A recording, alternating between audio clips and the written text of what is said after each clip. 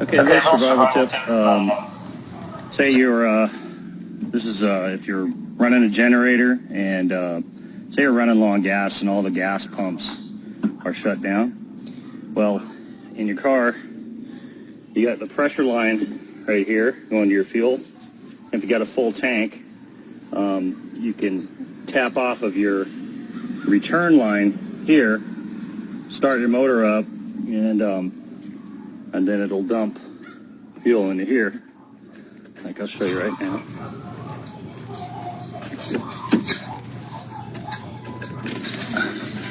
I know there's several ways of doing this. You can trick the fuel pump and all this, but I thought this was the easiest. So, and there we go. Fuel coming in off the return line. All I had to do is undo one line. It beats siphoning out of the tank. Anyway, you can't siphon on new cars because there's a check ball down there in the fuel line. And the reason why there's a check ball there, it's in case you have a rollover, then your fuel doesn't leak out. Anyway, so just a quick tip. This is a 2001 X Sierra. I'm sure that you can find the same type lines in any car that has fuel injection. That's my tip.